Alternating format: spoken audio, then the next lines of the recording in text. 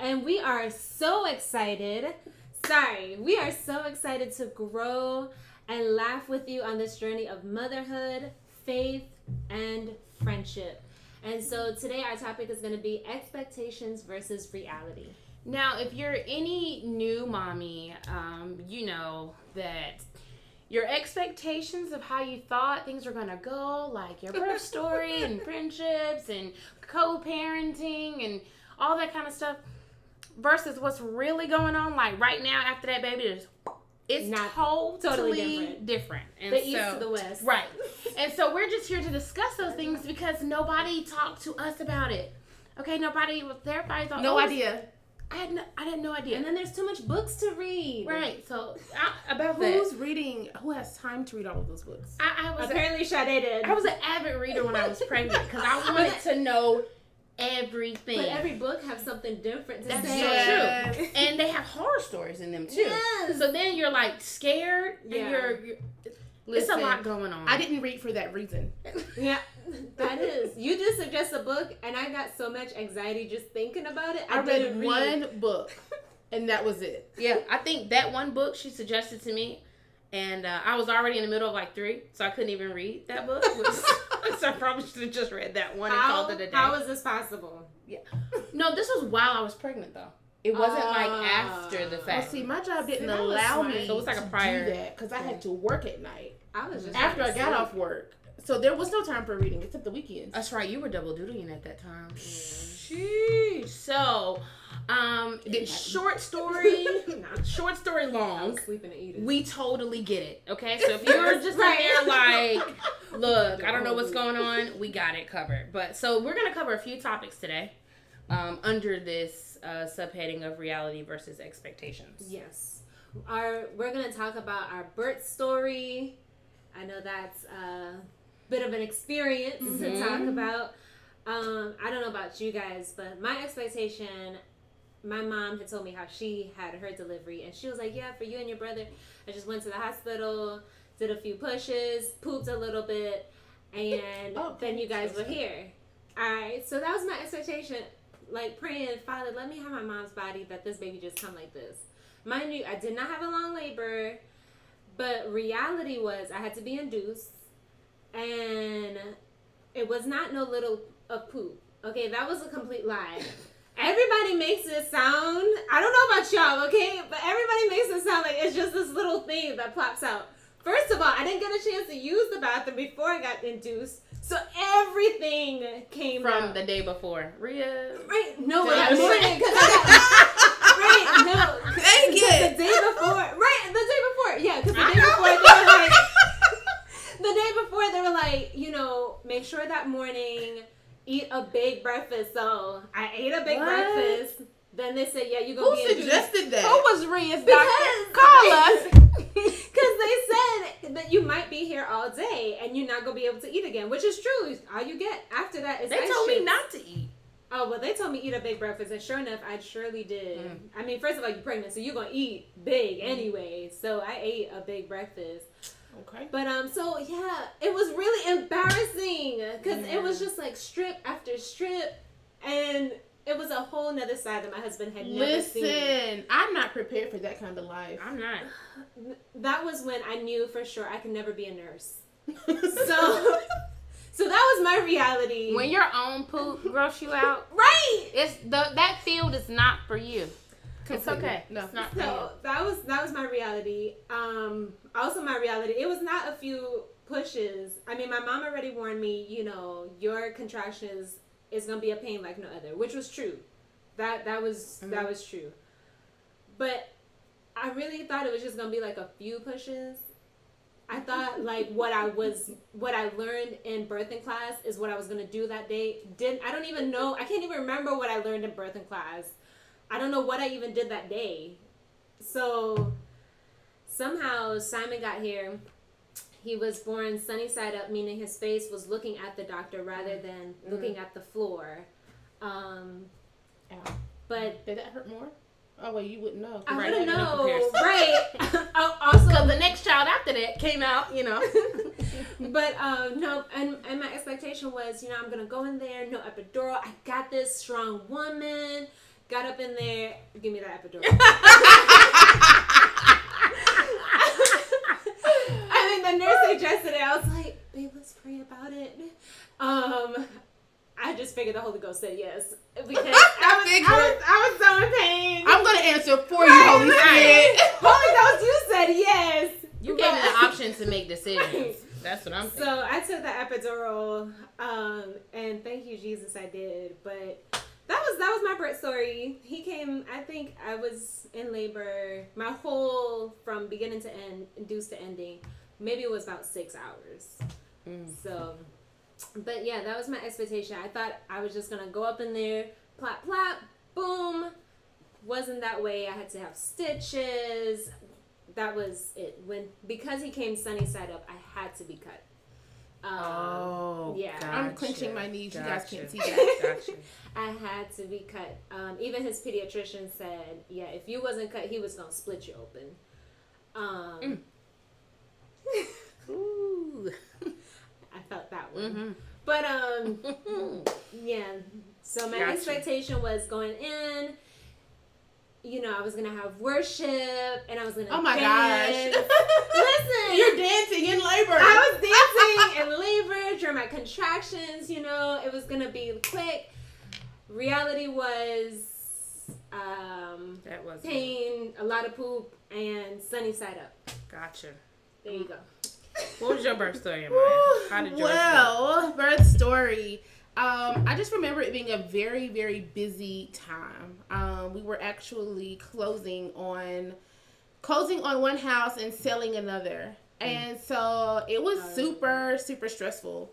And so on the 8th, January 8th, I go to my regular checkup, and they're like, oh, great. So you're being induced today.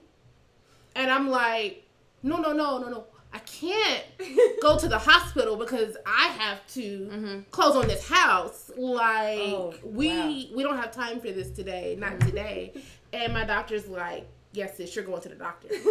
So, the hospital. So, he gave me permission to close. And so I closed on the house.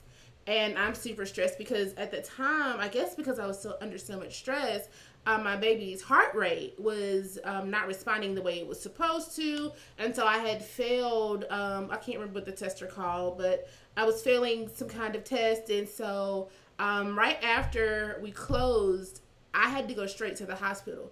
The kicker is we literally had just moved in that weekend before. So my entire house is in boxes. Oh, no. Oh, my anxiety level would have been so high. My entire house was in boxes. And so I had to go home. I had a bag packed, but I had to go home and add a few things to my bag and jet over to the hospital so they could induce me. And so the 8th, I think I checked into the hospital around 2 o'clock, maybe 3. And from that time, I started to have contractions, and that lasted all night long. I never actually went into active labor. And so I ended up having to have an emergency C-section because my baby was doing great. His heart rate was doing fine without the induced contractions. But once we actually let that medicine go, he was doing fine. But while we had him on the medicine, his heart rate would decrease with every contraction. And so I know I said that weird, but. So that was really, really stressful. So once they took me off of the medicine, I actually, again, never went into active labor. So they said, okay, we're going to have to give you a C-section. And I remember reading this book. It was about supernatural childbirth. And it was talking about how that's the book that was another book somebody suggested. I read 2 books then. So when I wanted to do a natural childbirth, I did not want to do medicine. I definitely did not want to do an epidural just because of how it affects the baby and then also how it affects the mother.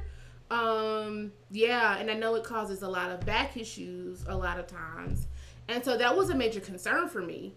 And so I ended up having to have an epidural. And that was it was super, super unexpected, but I wasn't stressed about it. I just knew it. I mean, I had to do it. My other alternative was being cut open with no medication. Yeah, that was not gonna happen. That was not happening. And the beauty of that whole thing was that my recovery after I received my C-section was amazing. It was mind blowing. Like, the doctors came in one day and they're like, "Whoa, what are you doing up moving? Like, I didn't expect to see you moving around." I even said the same thing to you because I came, I think, a few weeks after Abby was born, and I was like, "What are you doing? Walking so normal? Like, she was just moving like normal, and that was not normal for me. Like people that I've seen have C-sections." I mean, they look like they're in pain. Yeah. I didn't even, my doctor even wanted to, prescribe medication for me. And I was in the bathroom when she came, and my husband told her, like, yeah, my wife is not taking that. And she was like, what? Like, so I come out the bathroom, she's like, your husband said you won't take anything over ibuprofen. And I was like, yeah, that's right. And she was like, yeah, Amaya, this is not going to do anything for your pain. And I was like, well, I'm not in pain. And she's like, what? Like, so she was completely confused. Wow. And I think they gave me 600 milligram ibuprofen. And I probably took a few of them, but I literally was not in pain at all. Maybe like a little sore, but I was very, very careful because I was like, I don't want to move and like all of my guts fall out. I was really nervous. I feel you. I was super nervous. It was like your first major surgery. Right. I have never been in the hospital. Yeah. I've never been under the knife. Right. Like, so I was nervous. Right. Like, but the crazy things again, my entire house is in boxes. So after, getting back home, y'all, I'm unpacking boxes. No. I'm moving. They was like, don't move furniture. I can't live in this house like this. I got a new baby. God had you you the way had you was, to feel better. Listen, Quickly. I remember one night, and my body was like, okay, Amaya, try this, sis. My feet were so swollen, like my skin had actually begun to crack. Like, and like split, not crack, split. And so I was like, James, can you put some lotion on my feet? So James comes in the room and he puts, and like it actually burned when he put it on. Oh man, yeah, you're doing too much. And I was like, okay, Lord, I get it. Right. So I sat my butt down. Right. I had to. Yeah. But it was, I mean, in hindsight, it was a very stressful time. Yeah. But in reality, like, God really did breathe on this whole situation because I should not have been able to move around the way I was. Right. That's crazy. Yeah. So, I too had to have a cesarean, and it wasn't an emergency. It was like we had like a few hours to plan, like, okay, this is what we're gonna do, whatever. So, I had a fibroid on the outside of my uterus that was kind of partially blocking my birth canal, which is, they were like, okay, so you can technically push, but in the best interest of the baby, we really don't recommend it. So, I went to the doctor, and she was checking me out and everything. They were like, okay, so you're going to be induced today. And I was like, wait. Oh, so we were all induced. Mm-hmm. Oh, wow. Like, you're going to be induced today. So my whole my expectation was I was not going to be in a hospital.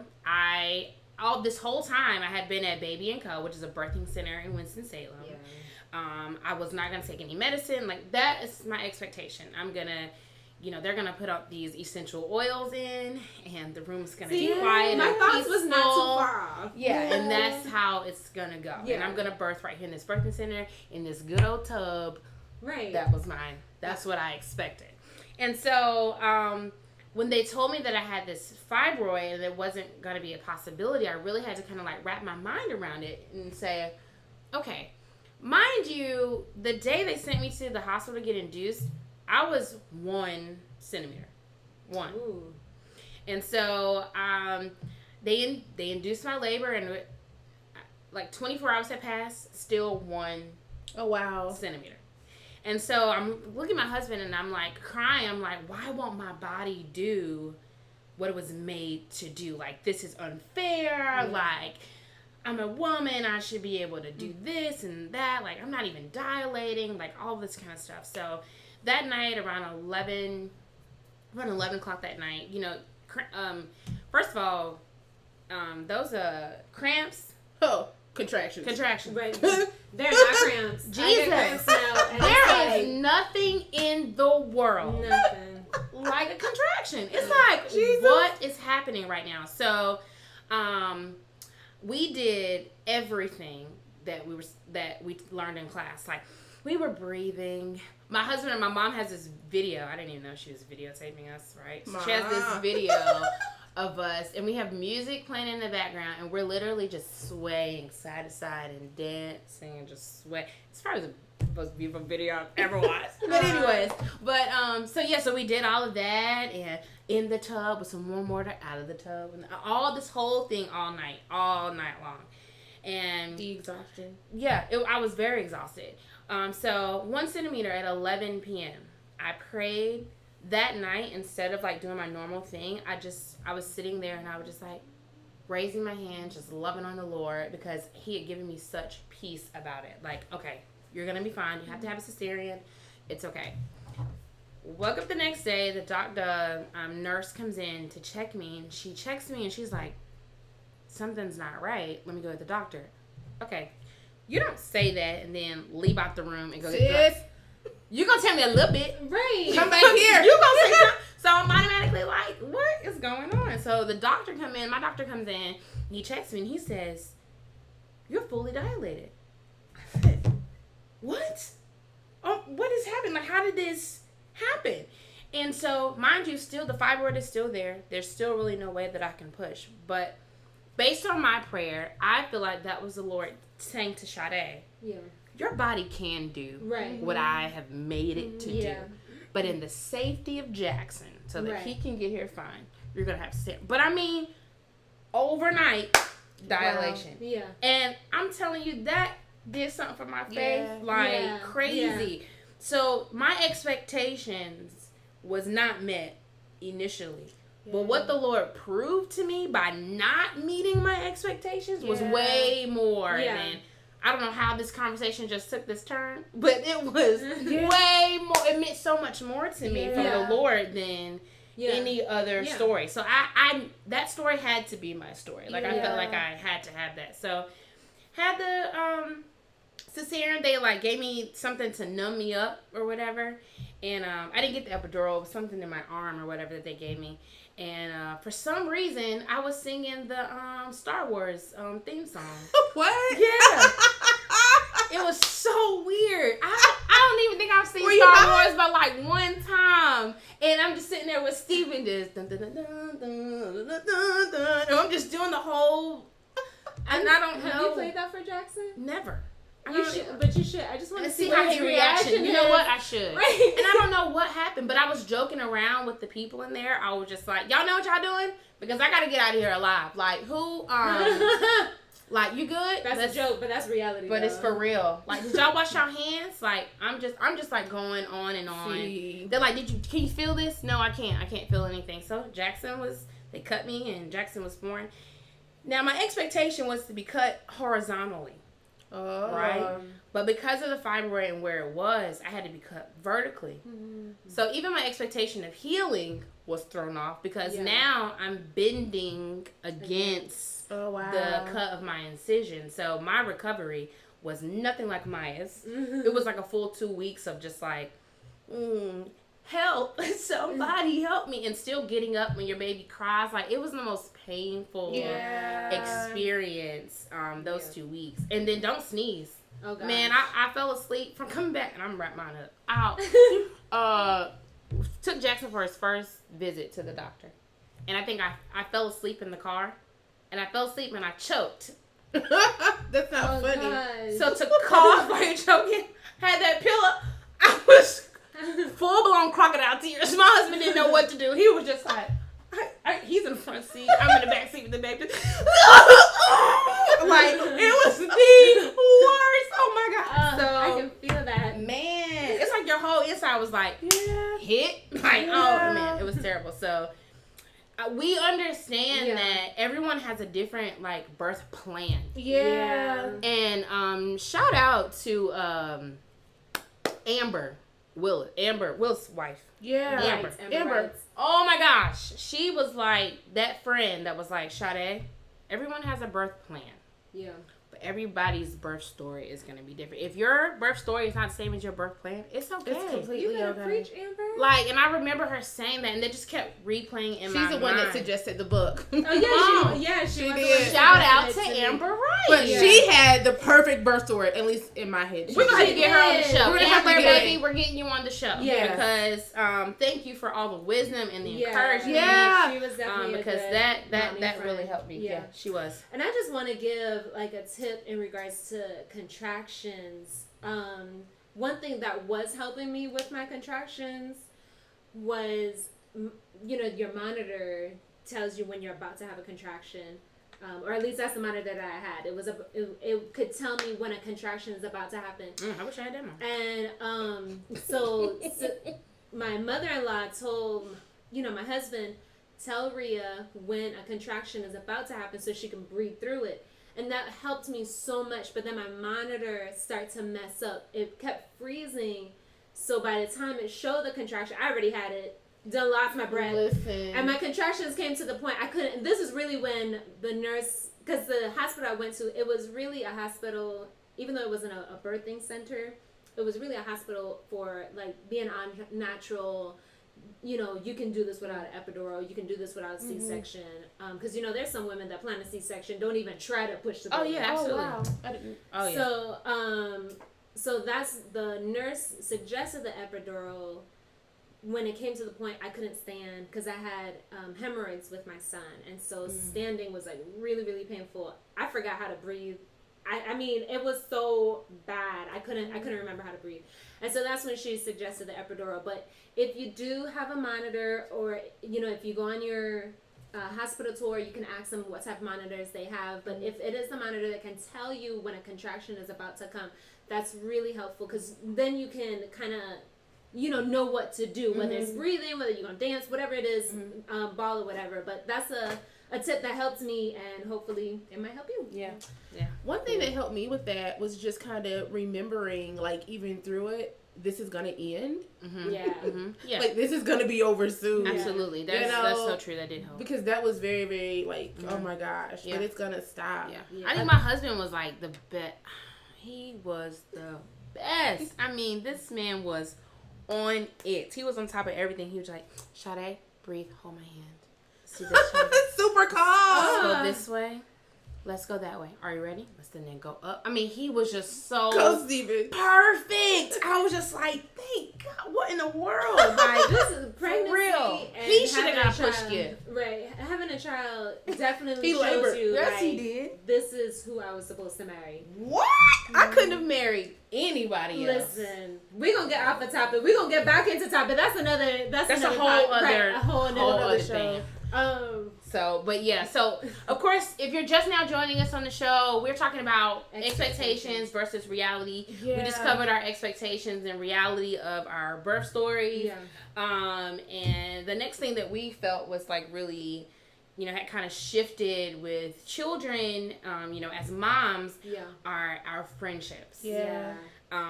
The expectations of your friendships and the reality of how they change and evolve or dissolve or whatever when it comes like after you become a mom.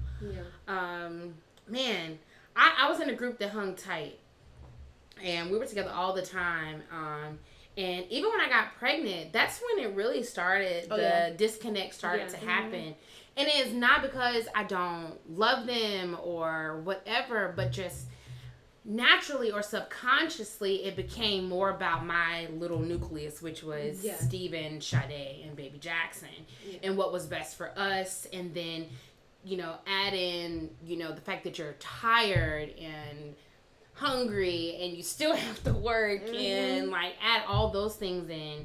And if you have an overprotective spouse, add that in. It's just like, you need to go where? I'll drive you. You gonna go, what? Where are you? Are you? I was like, Steven, I'm a grown woman. But I love, that's the way he expressed his love. Right. I never said it out loud. No. But that's the way he expressed his love. So that was fine. You want to make sure you're okay. Exactly. So all of those factors factored into how much time I was able to spend with my friends or able to see them. Yeah. And for me, pregnancy was such a personal thing.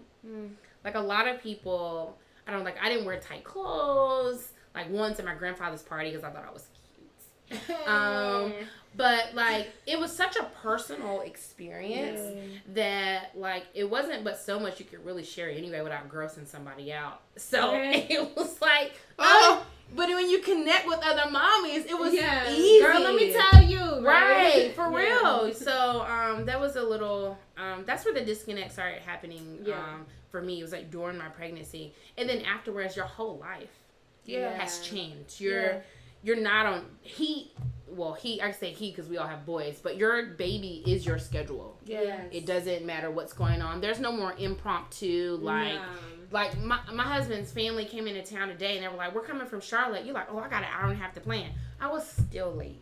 Okay? Like if they had called me like 3 days ago, I probably still would have been late. It doesn't even matter. Like, it just does not go as planned. No. And unfortunately, your friends that are not moms, even though they empathize, they cannot get it. Understand how that changes. No. What have you guys experienced? Like, how did you? I think for me, I noticed that breakdown in a friendship that was really, really close to me during pregnancy, and then certainly during pregnancy, but then certainly like from childbirth on. And so it was a lot of things that had transpired beforehand, and I ended up asking her to be in the room when I had OJ. With everything going on, like when it was time to go to the hospital, guess who forgot to call her? You don't remember anybody. No. So I forgot to call her. And matter of fact, I think when it even came to my mom, like James called my mom. And so after I had the baby, he messaged like the 3 or 4 people that were closest to us to let them know. And so they received the message. And so that caused like that was like the final straw. And so even during like, for me, like I felt like during that time I really needed support, but they were so upset because of, not really understanding. And I think when it comes to like... a house filled with boxes. I was a house full of boxes. Like, and in my head, my house was going to be perfect. Right. That would have been a good time for friends to come over. To be perfect. Okay, so our relationship we weren't as close as we are now. These stories are like without each other in each other's lives. So keep that in mind. Because we would have gone over and unboxed Amaya's house. Just put that. But y'all was pregnant too. It don't matter. Listen, you were having your baby. Right. We had a long time before I had. I was the last one to have the baby. You were. I don't think was I even. Oh yeah, I was pregnant when you had your baby. But we were still long because we're only a month apart. Yeah. So we was still early. It was a lot. It was a lot. But I will say, Brittany and Sade, if you guys, another Sade. Sade, from our church at the time, they did come over and they unpacked our kitchen for us. They're sweet babies. Like, when I tell you, like, it was clutch. Because I was like, James was like, Maya, sit down. Like, you're doing too much. But, but I would say, like, that was a major stressor on that friendship. And for me, despite what had happened before, like, this was a critical time for me. And so it really strained that friendship. And it was difficult to kind of bounce back from that. So just considering everything that had taken place. And so I think, the expectation is that things are just going to go smoothly. And, but that wasn't what happened. And they're all going to be like, God, mommies. And see them. And lucky, that's who I had in mind to be the godparent. Exactly. I still got friends that was in that circle that still hasn't seen Jackson. It's like, Jackson's 9 months. Oh, wow. Yeah, it's like, but in that time span, people have like moved out of state. People have done it's a lot of moving. Yeah, because even though your life is changing, you feel like some people's lives are like staying still. Even though they're just in a different transition, so everybody is doing. So it's not an intentional thing. It's just a gradual, evolution of friendships. Absolutely. Yeah. I think definitely my friendships started to change once I got married. Because to me, that's a whole other. I was trying to be. I'm not gonna say I'm a perfectionist, but I'm close to it. And so I was trying to be the perfect wife. You know? That's a whole other podcast. So that, you know. No such thing. Woo, We be trying. Right. But be trying. But then that also played into being my mom. Like, so once I got married, my friendships kind of changed. Like, we wasn't hanging out as much, but I was trying. I was trying to find our times together. And, you know, little comments were said. And, you know, like, we always joke around. But when, you know, you're in your head, you're trying to be this person to this person. You're trying to... So those little comments do hurt. You know what I'm saying? And then once I had my baby or even pregnant, I moved away from everybody. I was in a whole new state, just me and my husband. We didn't really know anybody. So in my head, because our friendship was so close, I was expecting my friends to be checking up on me every minute. The people that really checked on me the most were people that I wasn't like really close to, you know? I mean, we were close, but, you know, it wasn't the ones that I was expecting. Let me say it that way. Because we were close. It just wasn't the ones that I expected. And then once I had baby, it was the same thing. And I think I was talking to Amaya about this. It's like, you know, you have like a mommy guilt almost. Like you want to make sure baby's okay. Like, in your head, you know he's not going to die if you're not there for bedtime. But you have to be there. So, no, I can't go out at 7 p.m. No, that's my baby's bedtime. Or because you have to be a part of that. I have to be there. How is he going to survive without his booby? Because he doesn't have a passing. So I just dealt with a lot of guilt and just a lot of analyzing. Like, I'm just trying to make the best decisions. And that affected our friendships. And even though the friendships are still there, it just isn't the same. And, you know, a lot of the blame almost seemed like it was all you. Yeah, that's how it feels. And sometimes even the things that they say, I don't think that they intend for it to be that way, but it comes off as if they're just blaming you. And in your head, you're like, I'm losing my mind. I'm sorry if I forgot to text you. I don't sleep 8 hours at night. I'm sleep deprived. Okay? We don't sleep. Like, even before the baby gets here. I haven't slept in 18 months. Do you understand what I'm saying? Like, he's kicking you in the middle of the night. You're hungry in the middle of the night. You gotta pee 7 times during the night. That's all before they get here. And that's all before they get here. And then they come and you're trying... The first month that my baby was here, I came off of social media. I just didn't want anything to be a distraction because I just wanted to know my baby. You know, so I was really just engrossed in my family. And mind you, I think we shared this in our last podcast. I had my baby within my first couple of months of being married, our first year of marriage. So I'm still learning my husband. I'm still learning. So our marriage is like going crazy because I'm not sleeping, he's not sleeping. We're not having that intimate time together because baby's in the middle. So I'm trying to fix my marriage. I'm trying to figure out my baby. No, I did not remember to text you. Right. I did not think to call you. Yeah. Like, so it just, listen, if you, for friends right now, because I'm praying that even if you're not a mom right now that you're listening to this podcast, if you have a friend who is a mom, check on her. Check on her. We're not wanting to see her, just check on her. Yeah. Girl, you good? Right. Yes. Or just even pop up and just sit with her. Sometimes, like, you just need that. So at her beginning stages of being pregnant and being a mom, it might feel like the friendship is, you know, like this, but trust me, it is not like that in your head. Like, that is not our intention at all. And the thing about it is, I felt like, I don't know how y'all felt, but I felt really alone. Oh my gosh. During the, like, yes. Honestly, like, if it wasn't for these two and being able to reach out and to call and to, like, I felt alone. Like, there were things that I was dealing with that I couldn't discuss with someone that wasn't a new mom because you won't even understand, like, where I'm coming from. Like, you could try, you could listen, but, like, I needed for somebody to be like, oh, no, like, I'm going through that too. Or even if they weren't going through it, just to be like, no, I get it. Like, let me tell you what's going on. So it's just, I don't know, your conversation is different. Yeah. It's wrapped, like, even when you get married, your conversation tends to be a little bit more wrapped around your boo. Yeah. And with your kids, your conversation tends to be a little bit more wrapped around now your family, your new family. So, there was a point in time where I just felt alone. Like, oh my gosh, like I'm going through this alone, like in my mind. So, and even though my husband was there, y'all know it's totally different from talking with your husband and talking with your girlfriends. Oh, gosh. Yeah. Because even though you feel like you can be unfiltered with your husband, you do stuff. They're trying to fix it, but you also do stuff not to hurt their feelings. Yeah. You know what I'm saying?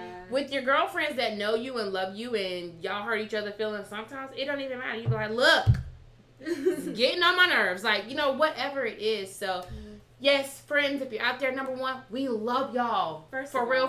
We love y'all. Thank you for being the friends that you have been and continue to be. Absolutely. But also, to those of you who are friends to women that are pregnant now or going through their new mommy phase now, go check on your girl. Go call her. Go text her. Just tell her you love her. You're thinking about her. Is there anything that you can do? That kind of stuff. So, she started talking about, like, being, like, a new wife, too. And, like, the way our husbands play a role into this, which kind of rolls us into, like, our next part of this expectations versus reality. And that's like with the dads. And I'm so tempted. I always tempted to say husbands, but I know that everybody's situation is different. We just happen to be married. So if we say husbands, we're not know that everybody's not married. But like with the dads and how that has been co-parenting and all that, because it is tough. Married is tough because being married don't make y'all have the same mindset all the time about, even if it's something you discussed. I swear we have had even before Jackson got here, we had conversations of what we're going to do. That's expectation. How we're going to be. Who's going to do what. How hands-on we're all going to be here. And just let me tell you something. Then they snoring. That thing changes. When you roll over and that joker sleep like a rock and you got to get up. Breastfeeding. Like, at 3 o'clock in the morning. Wake your child up. If it was not for Jesus, my husband would have probably been choked off with a pillow. I don't even know how it would have choked him with a pillow. Something. That's what it was. Figure out how to wrap you up. Listen. I just want you to sit up here and watch me breastfeed. Tell me why I actually did that, okay? I got so mad one night. I cannot. Get up! What? You don't hear him crying? Just get up. Just look at us. Listen, the baby done went back to sleep, but I'm still waking him up. So he could be up. Like, you gonna be in this with Real me. was in her feelings. Okay, it took 2 to get him here. Ain't gonna take 2 to put him back to sleep. He done sleep, but ain't gonna take 2 to be mad about it. Oh my gosh. It's so real though. Oh gosh. It's so real. Like, I expected it to be just such a smooth balance of responsibility. But I can say that some of that is partially my fault. I can say that too. Because I felt like, no, I'm his mama. Oh, God. So stop talking about me. I need to do this and that and the other. I need to do this and I need to be there when he's awake. I need to change him because I need to see if something going on with his bottom. So there was so much, and I didn't realize that until my husband. I was so frustrated one day, and I was just like, I just feel like you're not helping me with nothing. Like, you had those moments, just like, oh. Yeah. And he was just like, no, I'm letting you be Superwoman because that's what you want to be, obviously, because I have extended the fact that I'm willing to help. Ooh. You, however, have not let me be there to help. Yeah. So I'm going to let you be Superwoman. I'm going to let you burn out, and then you're going to say, Steven, he said, where's the disconnect where you can't ask me for help? That did it. And he probably regret the day you said it. When you come on, can you hey babe, right. Can you? No, I'm just joking. But that conversation with Steve, and in that conversation, can you say pissed? I was pissed. Like, oh, so you gonna watch me struggle? Oh, you're gonna just, I was going in. Oh, so you just watch me struggle? Is this a tit for tat kind of thing? Y'all know. Yeah. Oh, if you ever been one of those. Some conversations take you there. You just be going. But he wasn't saying he was doing it to be No. spiteful. What he No. was saying is, you have decided to take on all of this alone. And just totally leave me out of what I'm trying to help with. Literally, the Holy Spirit told me the exact same thing. Like, because I was doing the same thing. I was being Superwoman. I know how to change my baby. I'm with him all day, so I know what makes my baby sleep. And so I'm telling my husband everything. Like, no, you got to rock him this way. Why are you doing it like that? No, you got to tilt the bottle. You got to. So I was doing everything, and the Holy Spirit was like, how is he ever going to learn? Mm-hmm. He has to make these mistakes, or what you consider mistakes, for him, because your baby is going to react totally different to their daddy than they react to you. It's so true. Up to this day, Simon could just go right back to sleep with his daddy. Let it be me. He gonna wake up and want to play. So they do completely two different things. But I was with Sade. Like, I was definitely trying to be Superwoman. Because in my mind, like I told you, I felt like that's how I had to be. Like, I took on this responsibility. Like, I have to know how to handle this, because this is my choice. Like, I have to know how to do this. But when is it when we come to a point where we do really ask either friends? Because you might not always have your husband around. There's some moms out there that have husbands that have to work overseas, so you might not have your husband. Or you know, the baby's father isn't in the picture for whatever reason, so you might not have that. Calling mommy, calling a friend. When is it going to come to that point where we do, ask for help? Yeah, that's so hard. I think for me, it was a matter of, like these ladies have already stated, like realizing, one, it's okay to need help. I grew up in a single parent home. My mom raised my sister and I. And so I saw her do everything. And so in my head, I'm thinking, I have to do everything. And I felt bad for needing help. I felt bad for asking James for help. And I'm like, well, maybe I'm asking him to do too much. You know, and in hindsight, I realized that James and I share responsibilities when it comes to our son. Like, he doesn't help.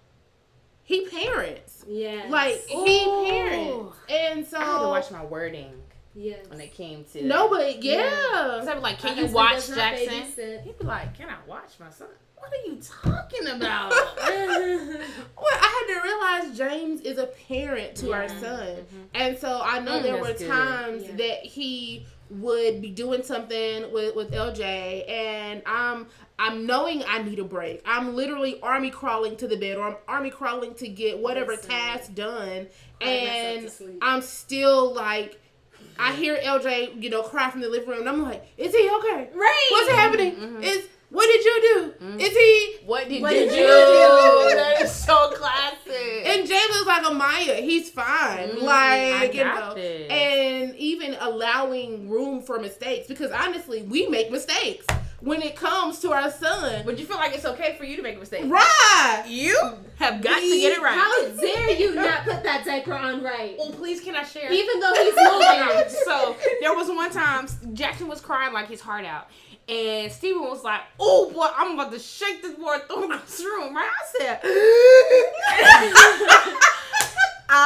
and he'll all the breath off. I'm talking about, I went off so bad, I had to repent. I'm talking about, I went off. How don't you ever say that? I mean, I went off.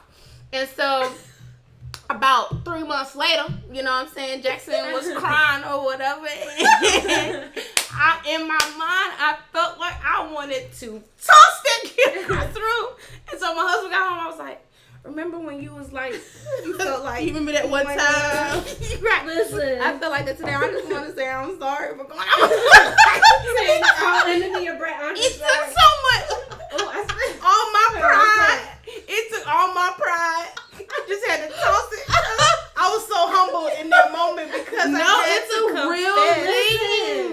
It's a real thing. He just felt it earlier than I did. You know what I'm saying? Listen, I think. Sorry, go ahead. But I just think that sometimes we have like the expectation that we have of how on myself. Listen, I said, I was like, well, what's happening over here? I was trying to mimic you, and I ended up slipping. Like, and then go ahead.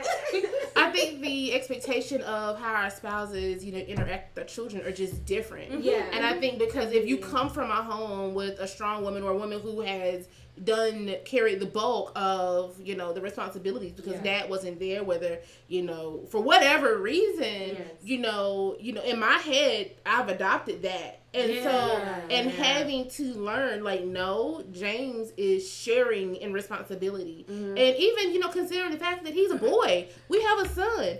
He really, in the grand scheme of things, really needs to learn and be around his dad more than even with mom. Yeah. And so I'm here to nurture and, and protect and do a lot of other things.